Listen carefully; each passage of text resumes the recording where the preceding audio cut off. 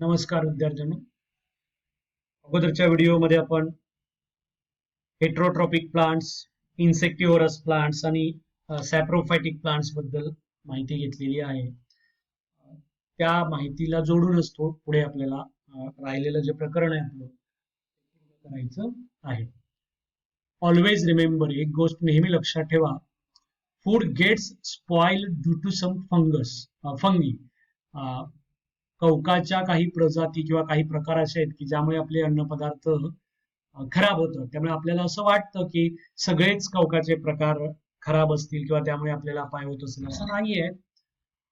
Some fungi cause diseases or illness. काही फंगसमुळे आपल्याला डिसीज पण होत असतात, रोग होतो. पण while some fungi have medicinal properties. असं जरी असलं तरी काही रोगावरती आपल्याला फंगसचा औषध म्हणून सुद्धा उपयोग करून घेता येतो किंवा त्याचा उपयोग होतो, अशी आपण माहिती माणसाने मिळवलेली आहे किंवा शोध तसे लागलेले आहेत. थोडक्यात सगळेच फंगस काही हार्मफुल असतात किंवा सगळ्याच फंगसमुळे काही आपल्याला डिसीज किंवा आपलं अन्न खराब होते असं नाही. काही फंगसच्या प्रजातीमध्ये मेडिसिनल प्रॉपर्टीज सुद्धा आहेत, औषधी गुणधर्म देखील आहेत. Yeast and some mushrooms are useful.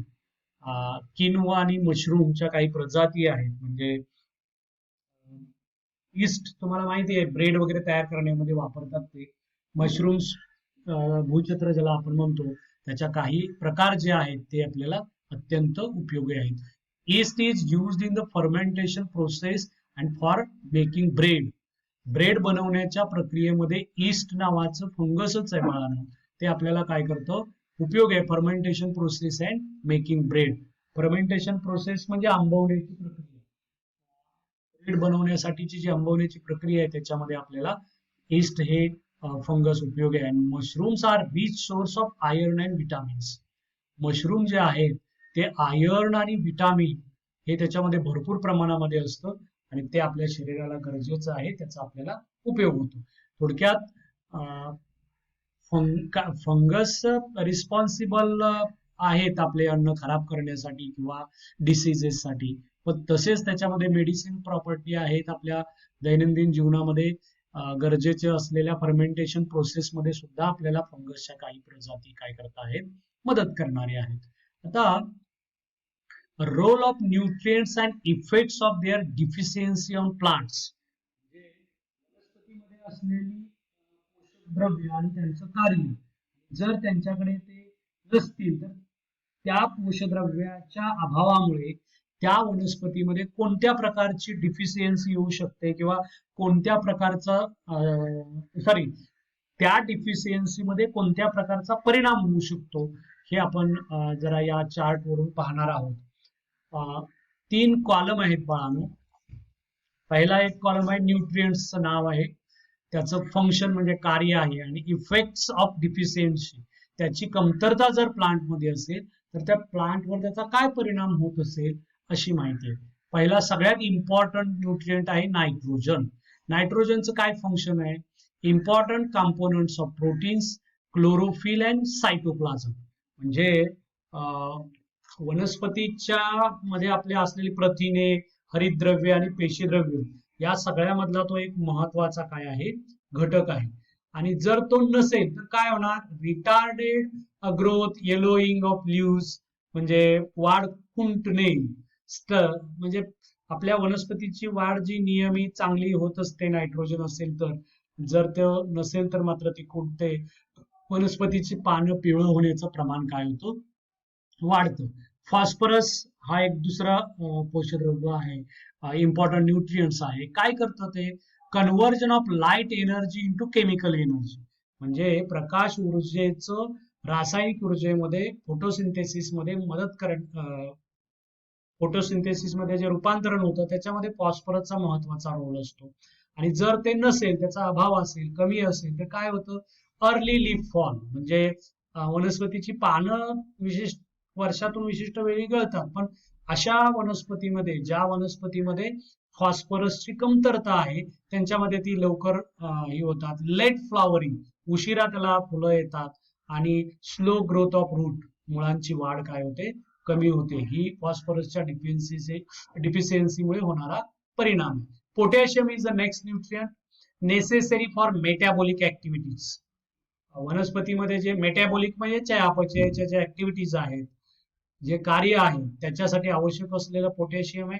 ते नसेल तर weak stem, wilting of leaves, failure to produce carbohydrates, म्हणजे त्या वनस्पतीचे स्टेम आहे ते वीक होतं, म्हणजे थोडस कमकुवत होणे, बारीक होणे, पानं कोमेजतात तिची, आणि कार्बोहायड्रेट्स तयार करण्याची जी तिची प्रोसेस आहे ती थांबते, ती तयार होत नाही.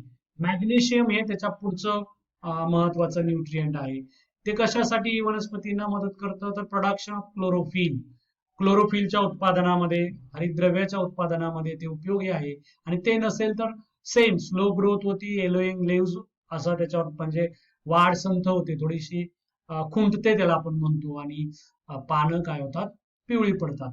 Iron is also another important nutrient. Production of chlorophyll, ते सुद्धा आपल्या क्लोरोफिलच्या उत्पादनामध्ये वनस्पतीला गरजेचं आहे. आणि येलोइंग लिव्ज होतात त्याच्या अभावामुळे पानं पिवळी पडतात. मँगेनीज हे मॅग्नेशियम आहे बाळांनो अगोदरचं, आणि हे आहे मँगेनीज. आता मँगेनीज हे production of main plant hormones. तुम्हाला प्लांट हार्मोन्स म्हणजे वनस्पतीमध्ये काही संप्रेरक सुद्धा आहेत. पुढे पुढे तुम्ही गेलात की नेमकी कशी संप्रेरक असतात, त्याचं कार्य कसं चालतं याची माहिती मिळेल. पण ती जी हार्मोन्स आहेत त्याच्या प्रोडक्शन मध्ये आपल्याला मँगेनीजची गरज आहे वनस्पतींना, आणि ती नसेल, त्याचा अभाव असेल तर रिटार्डेड ग्रोथ, स्पॉटेड लिव्स, वाढ खुंटते, पानावरती डाग पडतात, ही डिफिशियन्सी वनस्पतीमध्ये तुम्हाला दिसेल. झिंक हे आपल्या पुस्तकामधलं सगळ्यात शेवटचं न्यूट्रिएंट आहे, प्लांट्सला गरजेचं असलेलं. आणि प्रोडक्शन ऑफ हार्मोन्स आहे देअर इंटरमिडिएट्स, म्हणजे संप्रेरक आणि त्यामध्ये असणारे जे घटक आहेत त्याच्या निर्मितीमध्ये झिंकचा महत्वाचा रोल आहे. तेही सेम आपल्या रिटार्डेड ग्रोथ आणि येलोइंग लिव्स, पानं त्याची पिवळी पडतात किंवा वाढ खुंटते, त्याचा परिणाम या डिफिशियन्सीमुळे होत असतो. थोडक्यात वनस्पतींना important nitrogen, phosphorus, potassium, manganese, magnesium, iron, zinc यासारखे काही घटक गरजेचे आहेत न्यूट्रिएंट्स, आणि त्यांची विशिष्ट कार्य आहेत वनस्पतीमध्ये. ते जर नसतील, त्यांचा अभाव असेल, कमतरता असेल, तर वनस्पतीवरती त्याचे विपरीत ऍडव्हर्स परिणाम होतात. ते परिणाम आपण आता इकडे तुम्ही पाहिलेले आहे. हे जे खाली युनिट दिले बाळांनो, observe the plants around you and diagnose the nutrient deficiency if any, तो भाग तुम्ही आताच्या आपल्या परीक्षेत नवीन या वर्षीसाठी तो वगळलेला आहे. न्यूट्रिएंट्स इन ॲनिमल्स हे आपलं त्याच्या पुढचं युनिट आहे, म्हणजे प्राण्यामधील पोषण, सॉरी न्यूट्रिएंट्स नाही, माफ करा, न्यूट्रिशन इन ॲनिमल्स, प्राण्यामधील पोषण. आतापर्यंत आपण वनस्पतीमधलं पोषण पाहिलं, वनस्पती कशा हेट्रोट्रॉपिक आहेत, हेट्रोट्रॉपिक आहेत, त्याच्यामध्ये सिम्बायोटिक न्यूट्रिशन मेथड आहे, पॅरासाइटिक पण काही प्लांट्स आहेत, कम्प्लिटली पॅरासाइट आहेत, पार्शियली पॅरासाइट आहेत, इन्सेक्टिव्होरस आहेत, सॅप्रोफायटिक आहेत, अशा काही वनस्पतीच्या प्लांट न्यूट्रिशन मेथड ज्या आहेत त्या पाहिल्या. आता आपण ॲनिमल्सच्या पोषण पद्धतीबद्दल अधिक माहिती घेणार आहोत. न्यूट्रिशन इन ॲनिमल्स म्हणजे प्राण्यामधील पोषण. This concept refers to the body's need for nutrients made of injecting food and its use in the body. आपल्याला प्राण्यामधील पोषण या घटकामध्ये आपल्या शरीराला असणारी पोषक तत्वाची गरज आणि अन्नग्रहणाची पद्धत आणि त्याचा आपल्या शरीरामध्ये होणारा वापर याविषयीची माहिती घ्यायची आहे. आता बघा, which are the various nutrients in food, for what purpose are the nutrients used. म्हणजे अन्नामध्ये असणारी विविध पोषक तत्व कोणती आणि त्यांचा काय उपयोग होतो. आता अन्न पदार्थामध्ये कोणकोणते महत्वाचे न्यूट्रिएंट्स आहेत. आता तसं तर मायक्रो न्यूट्रिएंट्स, मॅक्रो न्यूट्रिएंट्स असं काही आपण आता खोलात जाणार नाही, पण वरवरच्या काही गोष्टी तुम्ही लक्षात ठेवणं गरजेचं आहे. कार्बोहायड्रेट, प्रोटीन्स, फॅट्स, विटामिन्स आणि मिनरल्स या गोष्टी प्लांट्समध्ये असलेल्या महत्वाच्या ज्या आहेत त्या आपल्या प्राण्यांना गरजेच्या असतात. म्हणजे अन्नपदार्थ हे प्लांट पासूनच आपल्याला किंवा काही प्राणीजन्य पदार्थापासून पण मिळतात. पण आपल्या अन्नामध्ये हे प्रमुख महत्वाचे पोषक आहेत. कार्बोहायड्रेट्स आहेत, प्रोटीन्स आहेत, फॅट्स आहेत, विटामिन्स आहेत, मिनरल्स आहेत, या गोष्टी त्याच्यामध्ये असतात. For what purpose are the nutrients use? अगदी सुरुवातीलाच आपण न्यूट्रिएंट्सचा काय उपयोग आहे किंवा न्यूट्रिएंट्स का गरजेची आहेत, पोषणाची का गरज आहे याची माहिती घेतलेली होती. आपल्याला गरज आहे एनर्जीची, आपल्या शरीराची डेव्हलपमेंट आणि ग्रोथसाठी, झीज भरून काढण्यासाठी, डिसीज पासून आपलं संरक्षण करण्यासाठी वगैरे वगैरे. आता nutrients necessary for various activities of the body are obtained from the food.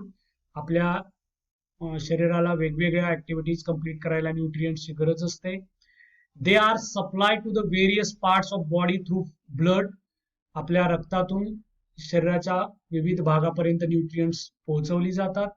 The food that we consume does not mix with blood as it is. आपल्याला ही न्यूट्रिएंट्स अन्नातून मिळतात, पण हे जे आपण अन्न खातो ते जसंच्या तसं काही आपल्या रक्तामध्ये मिसळत नाही.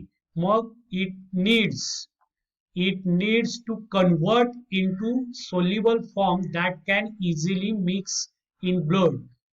त्याचं सोल्युबल म्हणजे रक्तात मिसळेल अशा स्वरूपामध्ये रूपांतरण होण्याचं आवश्यकता असते.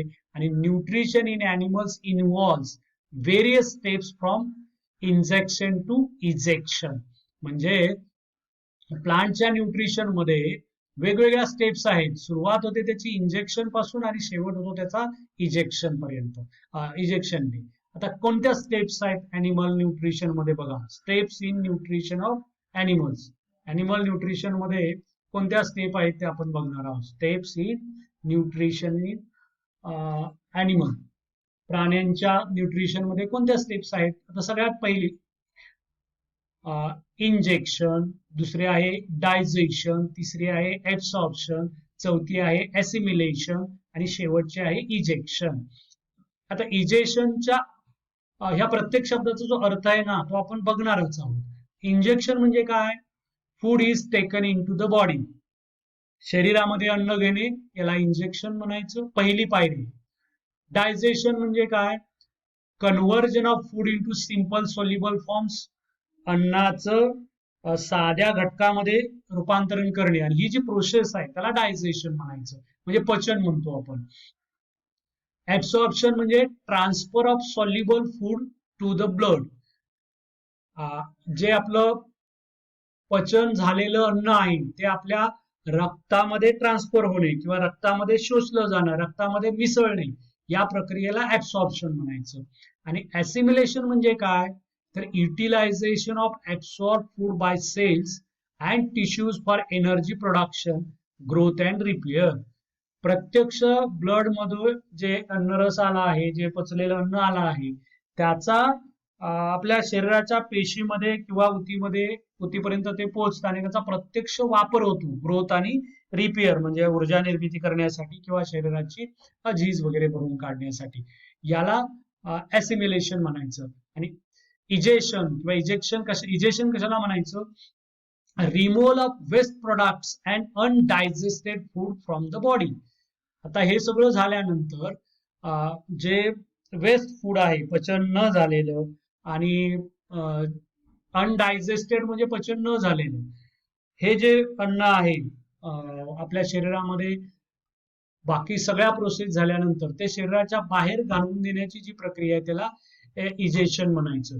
म्हणजे removal of waste products and undigested food from body. हे आपल्या ॲनिमल न्यूट्रिशन मधल्या स्टेप्स आहेत. स्टेप्स इन न्यूट्रिशन कोणाचं? ॲनिमल. प्राण्यांच्या न्यूट्रिशन मधल्या कोणत्या स्टेप्स आहेत? नावं लक्षात ठेवायचा प्रयत्न करा. इंजेक्शन, डायजेशन, ऍब्सॉर्प्शन, ऍसिमिलेशन आणि इजेक्शन. ठीक आहे, आपण या व्हिडिओमध्ये इथेच थांबूयात. उर्वरित भाग आहे तो पुढील व्हिडिओमध्ये कंटिन्यू करूयात. धन्यवाद.